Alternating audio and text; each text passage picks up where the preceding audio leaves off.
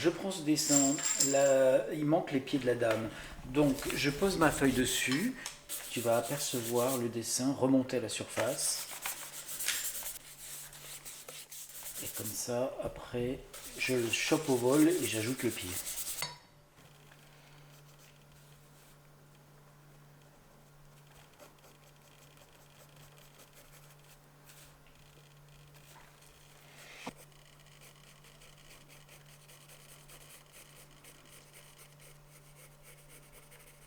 Ah, j'ai essayé l'orteil à mauvais endroit.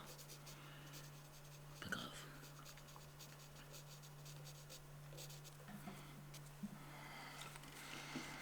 Cette jambe, je sais pas où la mettre. Peut-être qu'elle doit être plutôt par là.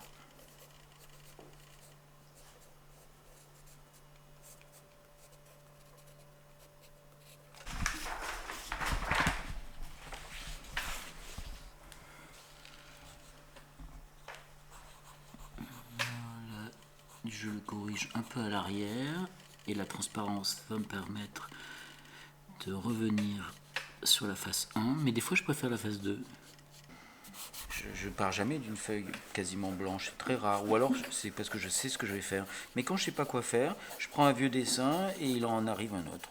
Et quand le papier est taché, moi je garde précieusement tous mes papiers tachés afin de pouvoir dessiner dessus. Je trouve que c'est plus facile. La feuille blanche, il faut que je la salisse un peu, sinon elle ne m'intéresse pas trop. J'arrive pas à démarrer. Tout est bien arrangé. Et dès que j'arrive à faire un peu de brouillard, j'ai l'impression que je suis doté d'une vision extra lucide. Mais quand ça vient de la tête, c'est un dessin qui en génère un autre. C'est génération spontanée, je fais des boutures.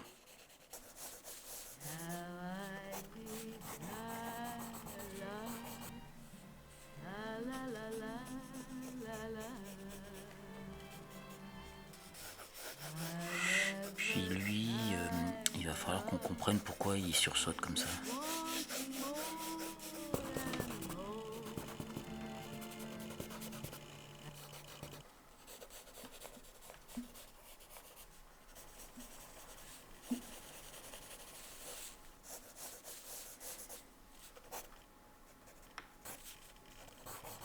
J'aime bien un peu faire n'importe quoi. Et après, une fois que j'ai un peu du n'importe quoi, c'est là où je vais devenir plus... essayer de comprendre comment travailler. Mais au début, j'ai besoin de partir sur du vraiment n'importe quoi. Mais à force d'accumuler du n'importe quoi, tu vois qu'il y a quelque chose qui se profile, comme si j'avais décidé de faire ce que je faisais, alors que pas du tout.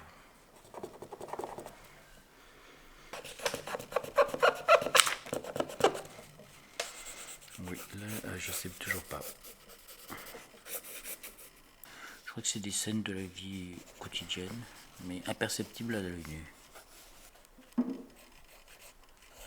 Et après, soit ce que je dessine, je vais être sensible à le retrouver dans la vie, comme ça.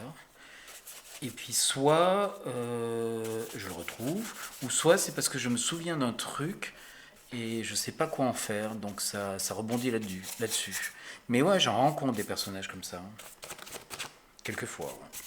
Ils savent pas qu'ils existent ailleurs que là où ils sont.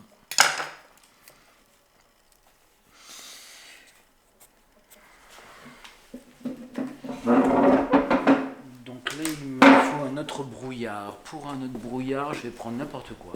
Un qui est bien dark, celui-là. Et ça, c'est même les traces d'un dessin de quelqu'un d'autre. C'est du papier vraiment pour les crobards d'ailleurs. Mais je n'ai jamais travaillé avec un autre papier. Dès qu'on me propose un beau papier, c'est peut-être bien, hein, mais ça fait de beaux dessins. Je ne sais pas si c'est ce que je cherche.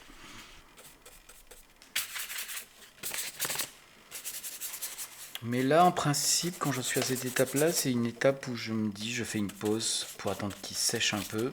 Là, je vais le laisser un peu se poser. Comme ça, je passe à un autre parce que j'ai envie de faire une femme à la langue hors du visage. Tu connais cette image parce que c'est une image qui m'a souvent, je dis mais on dirait déjà une de mes peintures. C'est dans Friendsee d'Hitchcock, après le viol et la lecture de la Bible. Cette femme reste, il y a un plan assez dur, ouais. Une femme morte étranglée dans une espèce de frayeur. C'est comme si Méduse elle-même était pétrifiée par sa langue.